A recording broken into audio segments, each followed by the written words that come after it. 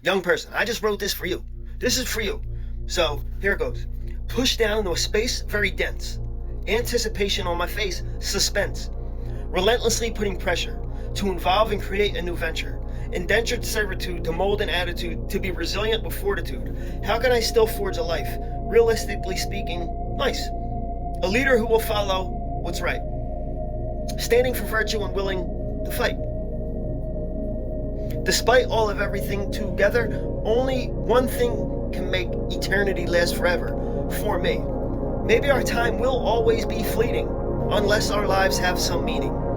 Manipulation is fancy for scheming. Aspiration is 4 syllables for dreaming. Tower of Pisa comes after leaning, and something shocking precedes screaming. I doubt you caught my drift or know what I meant. Keeping thoughts to self might be better time spent. Time's my only currency, plus I don't have a cent. Even if you had a dog's nose, you'll never catch my scent. I appreciate everyone who paid attention. I had to die before I could accept redemption. I didn't respawn to wash away sin. And I also know that through God I am forgiven. Am I worthy of such grace? It wasn't up to me to allow that to take place. The near future seems so heavy to face. But I know I can lift it at the right pace. Allowing some help will give me more strength. God only knows what I'm really up against. I pray one day I'll really know who I am and never backtrack again. I know I must keep telling the truth. My approach to God's will can't be uncouth.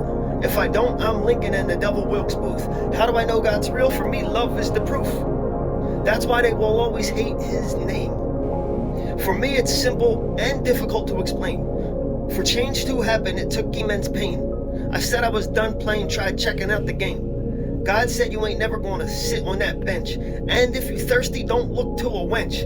Practice deep breathing if you start to feel tense. Plus, you know it's written that my word it will quench. If you ask that I actually hear God's voice, I wouldn't fault you if that question was your choice. No, I'm not perfect, I just feel it in my soul, and ever so grateful that I'm no longer in control. Because when I grab the wheel, it's like I drive off the road and end up having a shit when I'm told. I can't fight for light but live in the dark. That wouldn't allow me to play my part. So for now, God's grace has given me a spark.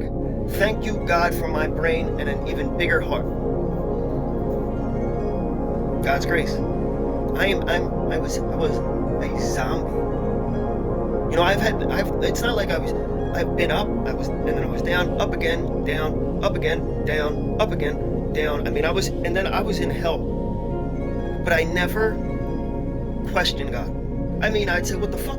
But I wasn't like, how come there's child cancer? Like God has to care about everybody and everything. I don't fucking know. Why is there cancer? I don't know. Like that's nitpicking to me. Like God gave us life. That should be good enough, right? So whatever happens after that is how the cards are dealt. But the thing is, I'm Catholic, Christian, same thing, right? I'm not saying I'm perfect, because I'm not. But you know what it is I have it, I can get zeroed in, like you're shooting a gun or whatever. Like I have it, so I know what I'm aiming for, and I never hit the target. I never get a bullseye. I mean, I never get a bullseye, but I know where I'm aiming, and that keeps me. It won't allow me to go below a certain level, because I'm just a man, and man ruins everything. But man can also help, and so this is a weird time, right? Because you got to think about it. For our species' entire existence, up into say the last 0.009% of the existence, there was no hot showers, there was no guaranteed warm food. Well, maybe, I mean, there was guaranteed warm food for a while, but there was no hot showers. I mean, obviously, car is only 120 years old. You know, they weren't playing Xbox 100 years ago. If you showed someone from 100 years ago an Xbox, they would think that it came from space, or I don't even know if they knew about space really on a massive scale. I mean, they knew, don't get me wrong, but like, I don't even know if they could think or like imagine in their head of how we imagine what space to be. So that was only 100 years ago. But we as a society have changed in 100 years, more in 100 years than the entire time before.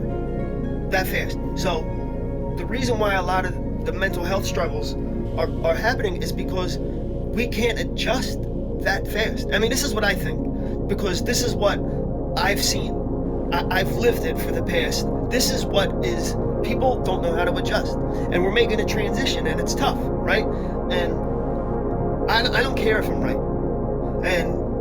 But I lived this shit. I lived everything I talk about. That's the difference between me and a lot of people. Since the day I've always been me. But you cannot break my spirit. And I love my people so much. And my people are Americans. Americans. If you grew up here, you're an American. If you were granted citizenship, you're an American.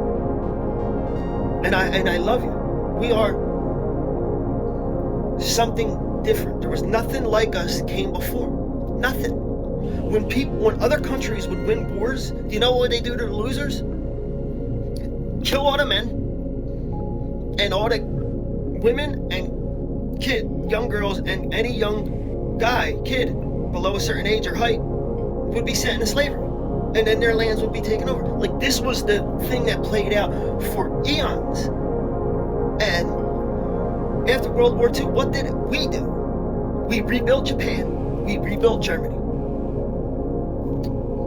We were attacked first. We rebuilt Japan. Germany declared war on us. We rebuilt Germany. We know what the world looked like 100 years ago. It wouldn't look like this if Russia won the Cold War, or if Russia, like, they did play a part. I'm not even dismissing that. But if they would have had free reign, it would be very different. It would be a more of a subjugation type of system. And Americans, we ain't perfect, but we really truly want everybody to be chilling. And I mean, we really, like, there's so much charity that we do. It's insane that the world then turns around and spits in our face for, like, they just nitpick our mistakes. Like, it's disgusting. And the communists and Marxists who are just so pissed for whatever reason that they have to try to fight against their own people because they're evil. When you kill God, the heathens will come. And if you fight for hate, you'll never win. You see, with the Marxists, they fight because they hate capitalism. They don't know if their shit doesn't work, but they can always act like, oh, well, if we did it, it would work. But they fight because they hate capitalism. Marx was so wrong. Like, he wasn't right about means of production and the parts and connections that those played. He didn't have all the information, and he was wrong about a lot of it. But, you know, so the Marxists fight because they hate us. And we fight because we love us. We love our way of life. We celebrate our way of life. They had us down for a little bit, but guess what? They lost. Keep fighting. Keep fighting. God bless. God bless America. For real. Go Irish. Go Birds.